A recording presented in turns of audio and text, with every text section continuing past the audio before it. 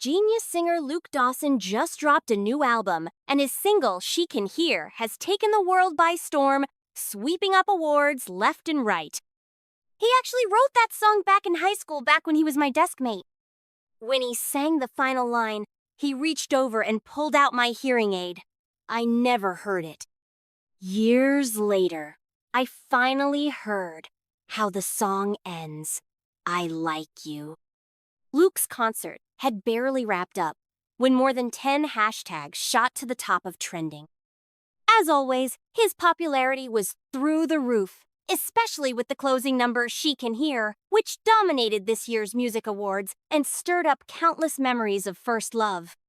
I opened Luke's fan group chat and quietly lurked. Messages were flooding in by the second 99 plus notifications nonstop. Tons of fans, guys and girls alike, were still riding the high of the concert, spamming the chat with awe. You could practically feel how electrifying the live performance was. Someone suddenly tagged me. "Hey, admin, didn't you go to Luke's concert? I've been a fan for years, ever since he debuted. I started this group myself so everyone knew how much I liked him. But I didn't manage to get a ticket. Even the scalper I had lined up bailed last minute. I took it as fate." The chat quickly shifted topics. "I think we've got ourselves a future Mrs. Dawson," someone said. She was sitting front row VIP, a gorgeous girl in a mask. After the concert, staff escorted her backstage. My eyelids twitched. Sure enough, the top trending search was a new hashtag, Luke First Love. It was a video. The girl in the mask stood out in the crowd, her eyes striking and beautiful. The seat next to her was empty, with a bag placed on it. She looked up at the stage, eyes glowing. Luke sat under the spotlight, playing the piano. He looked down most of the time, but whenever he glanced up, it was in her direction. The lights in the video were dazzling. It felt like two people in love separated by a crowd. Someone in the know revealed that the song was written for her Luke's unforgettable first love. They look so perfect together. This is real love in showbiz. Am I the only one sad about that empty seat she saved for him? What a prime spot. I turned off my phone. I don't really follow celebrities, just Luke. It's hard to explain he's only gotten brighter, more unreachable as time went on. I've decided to hand over management of the fan group and everything else related to Luke in the next few days. It's time for me to move on. That night, as I wrote in my journal, I played Luke's hit song, She Can Hear again. I'd heard that melody way back in high school. Luke had picked me as his deskmate because I was the quietest girl in class. Unlike the others, I didn't bother him or gush over him. The truth is, I was just quiet. Everyone used to call me Little Deaf Girl. Mute girl, but not Luke. I liked him a little. I hid it well, he never knew. I remember everything about him. One night in late June of our junior year, he pulled me off the ground, wiped the blood off my forehead, and sang that song to me. The melody and lyrics were exactly the same. Summer warmth radiated from his body. Our shadows leaned together on the pavement. When he got to the last line, he suddenly pulled out my hearing aid. The world went silent. All I remember were his eyes. He leaned in and sang the final line into my ear, "I like you." So that's what it was. It didn't take long for netizens to dig up who the masked girl was, Jessica Miller, a singer who rose to fame through a talent show. Her persona was the rich girl chasing her dream in music. In an earlier interview, she'd said it loud and clear. I entered the entertainment world. For someone, he's a musical genius. Now, it all made sense. She meant Luke. Her social media was quickly flooded with comments. "Hi, sister-in-law." I didn't feel much jealousy, just a vague sense of loss. So this was the type of girl Luke liked. I handed over the fan group to a fellow Luke fan. We met up at a cafe. The background music was, unsurprisingly, She Can Hear. At the next table, a girl gushed to her friend. "Did you see Jessica and Luke's latest interview? I'm obsessed." "Isabel, The friend I'd chased Luke with for years showed up late. Her username was Isabel. She froze when she saw me. I gave a small smile, pretending to be annoyed. What? Wearing a hearing aid means I can't enjoy music? She waved her hands in a fluster, and the tension lifted. Right before I passed everything over, Isabel joked, "How many years have you even been standing, Luke?" 7. She laughed. "He only debuted 4 years ago." I looked at my reflection in the cafe door and smiled faintly. 17 to 24, that's 7 years. I counted right. I've liked Luke for 7 years without realizing. No regrets? Isabel asked one last time. No regrets, I said. I logged into QQ. Everyone uses WeChat now, so QQ's almost deserted. But back in high school, QQ was everything. There's barely anyone left in my contacts. I scrolled down to my favorites, just one. Luke? His avatar was always gray. I'd added him under the pretense of homework help when we were deskmates. He must have abandoned the account. It never lit up again. Still, I never had the courage to message him. I'd just open our chat whenever I missed him, stare at the screen in silence. I did the same now. Typed a long message, kept deleting and retyping, and in the end, sent just a few words. Your song is beautiful. And even just those few words made my palms sweat. I knew he wouldn't see it, but my heart was pounding. Then, his avatar lit up. It turned from gray to color. He was online, typing. Luke sent 2 words.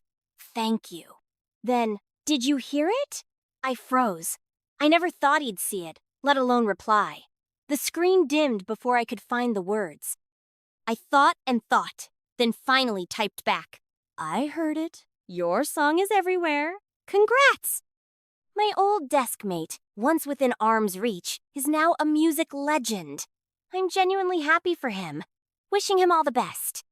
His chat bubble said typing for a while, and then he replied, good night.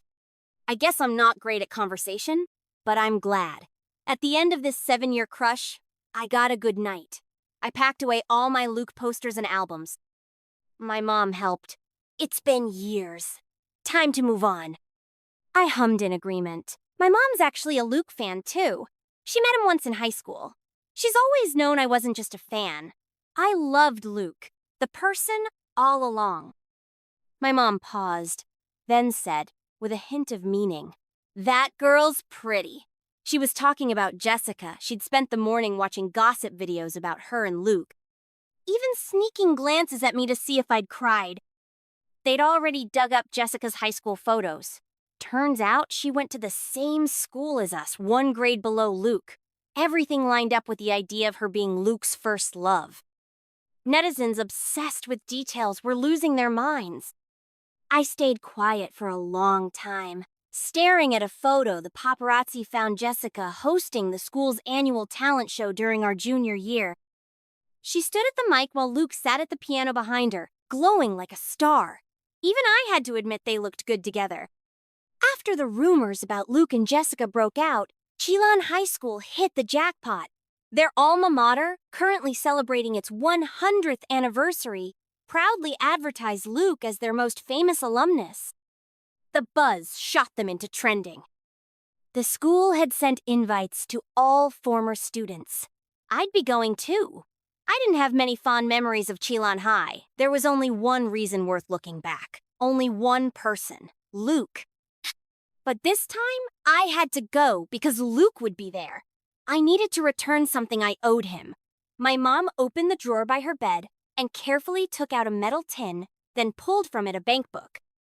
Mom and I never earned much. Saving this amount hadn't been easy, but it was just enough to match the price of the hearing aid Luke once bought me. I planned to return it during the celebration without taking up too much of his time. I held the bank book, a little dazed. I was really going to see Luke again, but I hadn't expected that on the day of Chelan's centennial, I'd almost be denied entry. The gates were swarmed with reporters and blocked off by security. Even police were stationed nearby to keep order. Every returning alum had to go through a strict check they were guarding against paparazzi and rabid fans. I didn't pass. My invitation hadn't arrived yet. I fumbled through my bag, pulling out all kinds of old-school IDs. Was this the moment I'd have to call our retired homeroom teacher? My throat was dry from explaining. One of the guards gave my hearing aid a sideways glance, then suddenly lit up. I thought he was letting me in, but he shoved me aside and turned to greet someone else. I nearly stumbled, and cameras were already clicking all around me. You'd think a celebrity was walking the red carpet. And sure enough, when I turned around, it really was Jessica, flanked by bodyguards, her striking face hidden behind dark sunglasses. Her face had been all over trending these past few days. The moment she appeared, the guards recognized her. She didn't even need to show an invitation.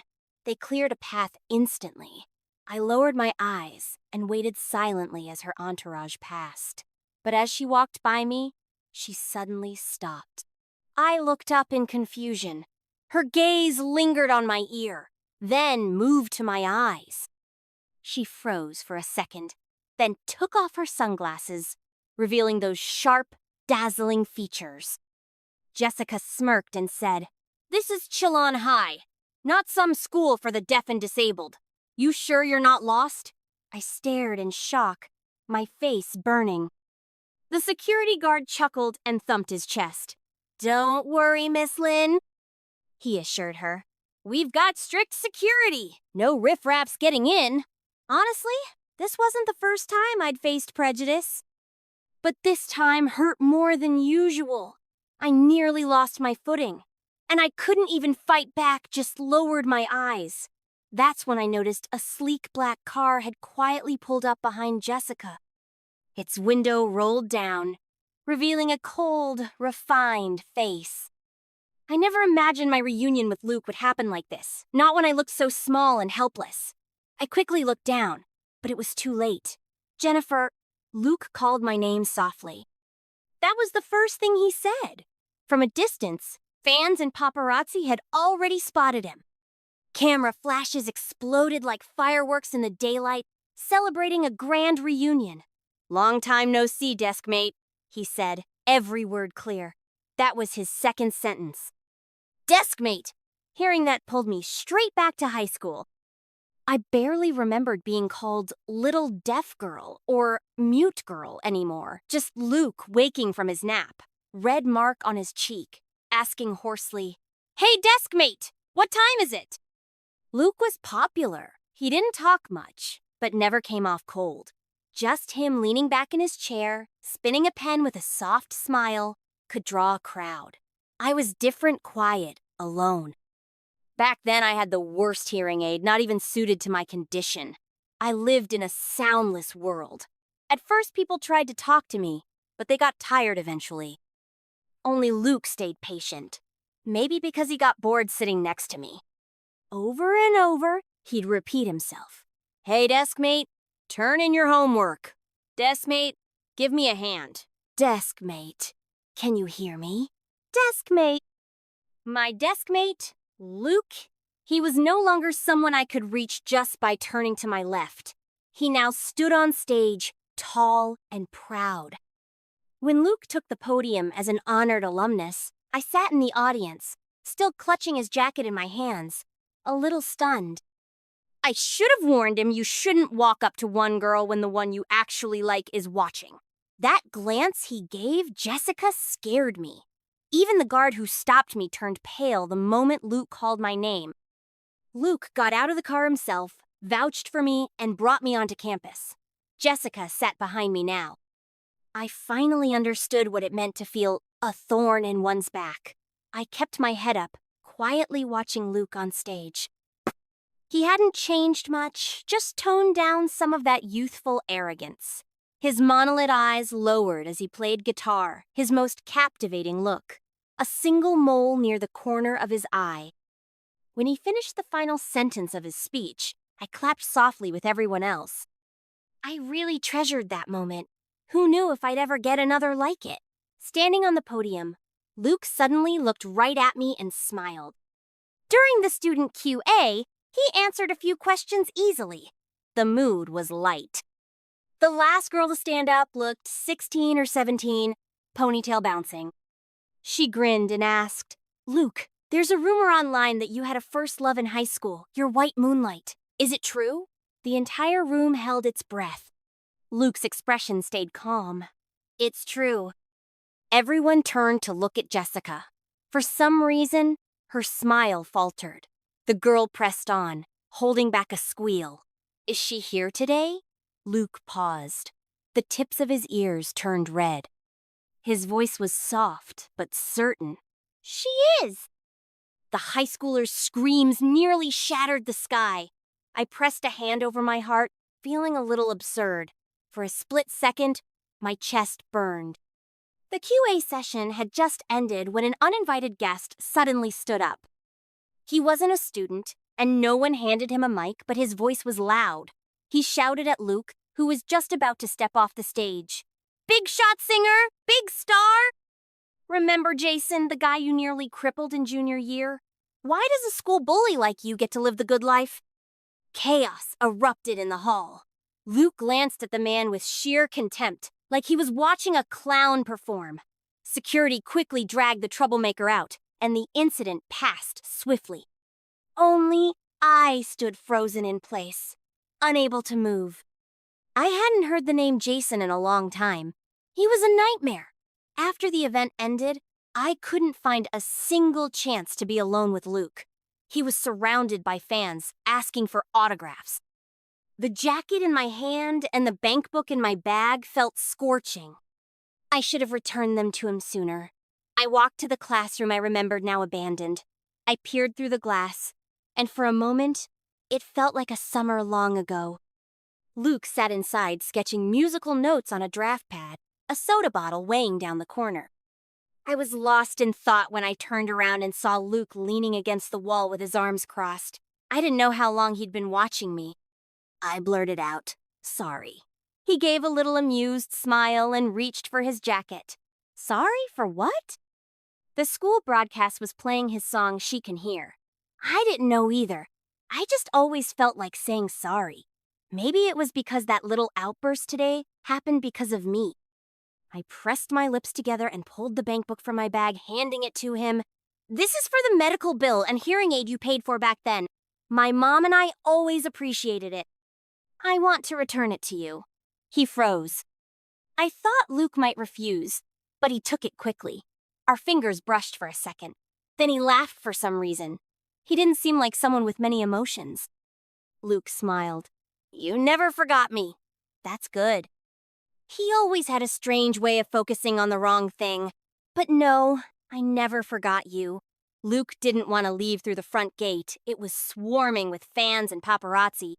He pulled down the brim of a cap, and I snuck him out through a side path. The sky had been gloomy all day. Now it turned even darker. Sure enough, it started raining halfway. I pulled Luke into a flower shop near the school.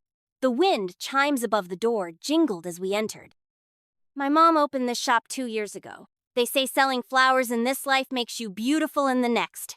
I just hope for normal hearing. No one was there, she'd probably gone next door to chat." Luke finished a call with his manager and wandered around. As I turned to make him tea, he was already facing away, inspecting something. My eyes widened. I nearly spilled the flower tea. My mom and I had just packed up a bunch of boxes full of Luke's posters, signed photos, and albums. They were left out in the open. Mom must have meant to have them picked up today. By some twist of fate, Luke had seen them. I froze, overwhelmed by the shame of having my long-hidden feelings laid bare. Luke picked up a box of albums, his monolid eyes lowered. This was from my very first release. I watched him carefully and gave a distant smile, like reuniting with an old classmate. "It was hard to find. Everyone liked you. I'd collected these things for so long. I've listened to every one of your songs, every album. I like you." But I swallowed the rest of the words, lowered my gaze, then forced a dry, helpless smile. "Luke, I'm your #1 fan. A lot of people love the genius singer Luke, but I'm not like them. I only ever liked Luke. He turned to face me, the mole beneath his eye catching the light.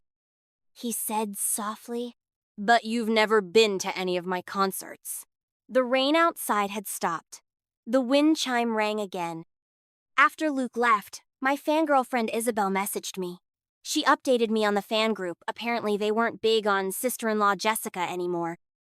Ever since she rode Luke's fame, she'd taken on several high-end endorsements too opportunistic. Isabel told me more gossip from the group. As I read, I suddenly typed out, "Isabel, actually, Luke and I were deskmates in high school." He even asked why I never go to his concerts. She didn't reply at first, then sent a string of laughing emojis. She probably thought it was a joke. I smiled faintly to myself. My name and Luke's, side by side, it was always something hard to believe. I quietly buried that little fantasy again. Someone had recorded the QA from the Centennial and uploaded it online. A bright-eyed student had asked the Luke standing tall on stage, "Is it true you had a white moonlight?" He replied, "It's true." "Is she here today?" He paused and said, "She is." Luke had always been known for his cool, detached persona, rarely showing strong emotion. Smiles and excitement were rare, but in that clip, he blushed. Even Jessica appeared in one corner of the frame. Their combined buzz shot them to the top of trending. Jessica posted on Weibo, "I heard it," referencing Luke's song title. The implication was clear. It was her first time publicly confirming their relationship, acknowledging she was his white moonlight. CP fans were over the moon, but Jessica's recent moves had been too aggressive, taking on dramas, endorsements. Luke's fandom was huge, and many felt she was using him. Still, for Luke's sake, they offered reluctant blessings. This grand crush should have ended like a fairy tale happily ever after, until a new interview with Luke surfaced, recorded right after the concert. He rarely did interviews like this. The host asked teasingly, "Mr. Bai, the fans want to know, was your white moonlight a senior or junior?" Luke looked down and shook his head. "Neither. A classmate." The host was professional enough to hide their surprise. But Jessica, heavily promoted as his junior, was now exposed. This was practically an official debunking. At the end of the interview, the host asked, "Your song, She Can Hear, it's going to be the soundtrack of a generation. Mr. Bai, why did you name it that?" This time, Luke was silent for quite a while. When he finally looked up, his gaze landed directly on the camera. He blinked slowly, looking unusually uncertain. It felt like his eyes could pierce right through the screen. One afternoon, on the crimson-red rubber track, she slowly walked toward me. I wondered, as she passed by, did she hear it, my rapid, uncontrollable heartbeat? Did she hear it, the love too big to hide? Luke doesn't have a personal Weibo, but his studio quickly reposted the interview. Luke Music Studio V. The boss said someone who shouldn't have heard did. Almost at the same time the interview aired, Jessica deleted her "I heard it" post. Since the end of the concert, this had been the peak of her entertainment career, but it was built entirely on rumors and hype. The way the gossip about her and Luke spun out of control couldn't have happened without her subtle fueling and her agency's manipulation. Luke had always ignored this kind of thing, focused only on his music. Plenty had tried to ride his fame, but people used to treat it as a joke. This time was different. Everyone could see Luke was serious. Jessica's public image took a nosedive. Stealing someone else's affection is disgraceful anywhere. One by one, her brand endorsements were canceled, costing her a fortune in penalties. She posted in defense, "Ha ha ha, just kidding! I mean, normal people can hear, right, LOL?"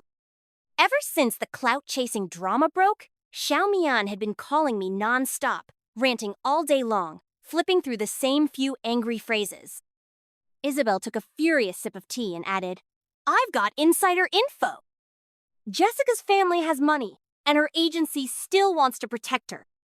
They've bought an explosive video at a high price, planning to release it and shift public focus.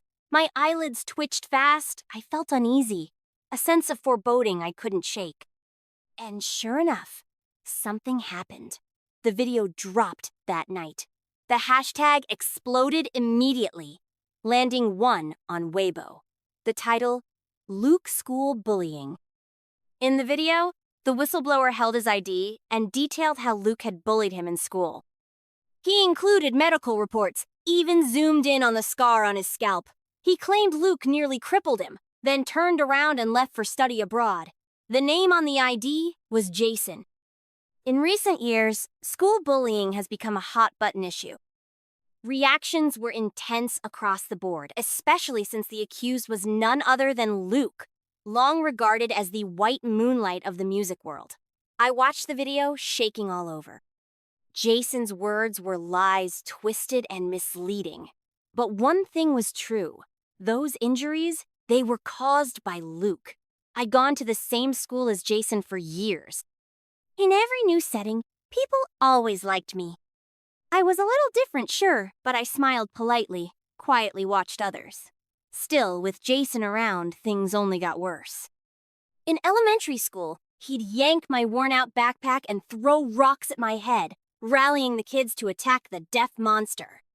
In middle school, he sat behind me and once unhooked my bra through my shirt, shouting for the boys to look. He called me Deaf Girl.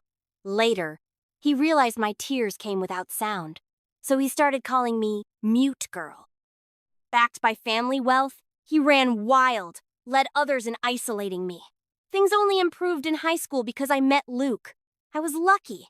I was quiet enough to become his deskmate. Jason toned it down a lot after that.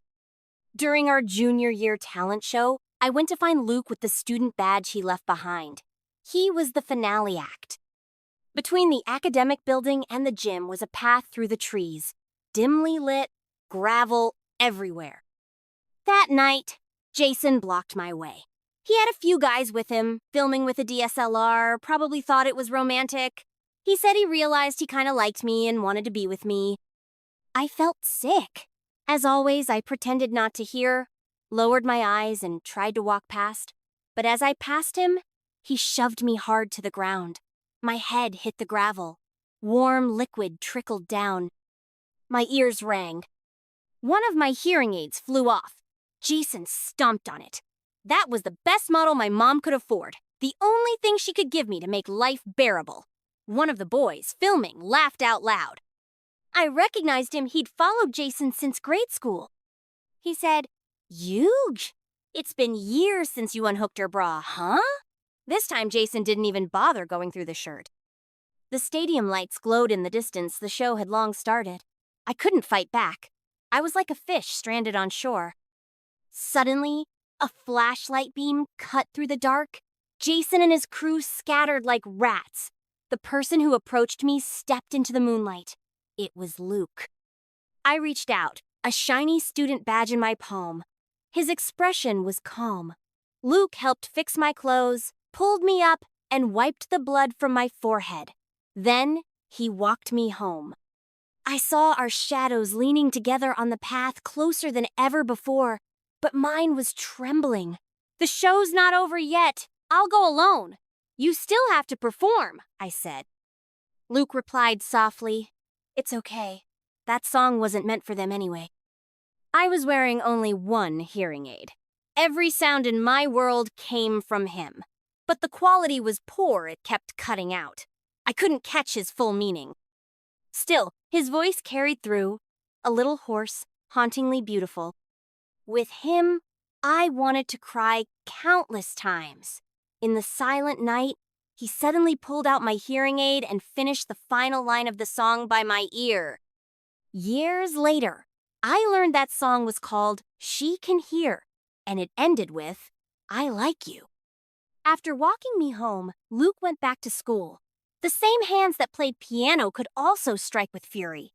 Jason and his crew never returned. Luke's family arranged for him to study abroad. I guess some kind of settlement was reached. After that night, I never saw Luke again. Before leaving, he sent me a new hearing aid, comfortable, crystal clear, and a DSLR memory card. My senior year at Chilan was long and uneventful, free from Jason and his crew. I went through several deskmates after that, but no one ever called me deskmate again. It always felt empty. On graduation day, I finally realized the most important thing in my youth was gone. Until one day, on the street, I heard a Luke song. I wasn't lying. I've always been his #1 fan. When I listen to his songs, I feel like he's still right there with me, never left. But I never imagined Jason's story would resurface now, even if he twisted the truth. Even though he was spouting lies and full of malice, there were still plenty of people who believed him. The school bullying scandal brought about the worst backlash Luke had ever faced since his debut. Isabel, as a member of his fan club, was frantically trying to do damage control, cursing Jessica and her shameless company nonstop. Luke had to pause all recent performances, and several brands terminated their contracts simultaneously. He remained completely silent throughout, not saying a single word. He could have clarified it, at least explained the situation, but that would drag me into it and hurt me. Luke called me. All I could hear through the receiver was his soft breathing. His voice was calm. "Jennifer, I'll handle this." "You don't need to worry." I tilted my head, holding the phone between my ear and shoulder, rummaging through boxes in the attic until I found a small brown box. Inside was an outdated hearing aid, Luke's student ID badge, and a tiny DSLR memory card, the one he'd recovered from Jason's lackey. I let out a breath and gripped the card tightly. Luke still hadn't hung up. I said softly, "I know, but I still want to do something for you." Luke should stand tall in the music world, his name clean and bright. I opened my laptop, imported the video, and started writing a blog post. I've always been a timid person, but this time, I wanted to be brave just once. The video showed a petite girl being shoved to the ground, blood running from her forehead, the person filming spewing vile words. Jason's face was clearly visible in the footage, barely changed in 7 years. You could see how he yanked my hair, lifted my uniform, unhooked my bra, and spat on my back. They laughed, calling me mute and deaf. I laid out everything between Jason and me in chronological order, the indulgence of his parents, the negligence and inaction of teachers and school staff. I believe in karma, in justice. But without Luke, who would have stood up to Jason? Who would have given me back my dignity? I clicked the yellow post button. The internet exploded once again, but thankfully, this time, it was in a good direction. Jason turned out to be a full-blown villain playing the victim, and his words collapsed under the weight of the video. Alumni from Keelan High all came forward in support of Luke, and Jason was thoroughly nailed to the wall of shame. His Weibo was flooded with comments like, "Why didn't our God-bye beat you to death, you bastard?" Not only did he receive a legal notice from Luke's lawyer, but it was also exposed that his father was a notorious debt defaulter. The police got involved. He became the year's poster boy for scum. Then the paparazzi revealed that the smear video had been purchased by Jessica's team to distract the public, completely shattering her once innocent heiress image. In the end, Jessica had to apologize. Even her company couldn't protect her. She not only paid the penalties, but was also forced to retreat from the entertainment industry in disgrace. My life didn't change much because of it. After graduation, I started working as a teacher at a school for the hearing impaired. Life was simple. But netizens found my blog and discovered that it was filled with posts promoting the school. Donations and supplies started pouring in. This month, our school received more support than ever. One night, Isabel called me. She didn't say anything at first, just cried into the phone for half an hour. Then she wiped her tears and shouted with force, "It's over now, Jennifer. Go walk your flower path boldly." Deskmate, go walk your path lined with flowers, with courage. I continued teaching as usual. The kids were quiet and well-behaved. One afternoon, the classroom TV was playing a Luke MV. One of the fully hearing-impaired kids ran up to me and quietly gestured, "Teacher, is his song really that good?" I nodded. The little one lit up with excitement, mouth open in surprise as they looked behind me. Why is he here? I turned around and saw Luke resting his chin on his hand, watching me through the colorful glass window like it was long ago, when we were 17.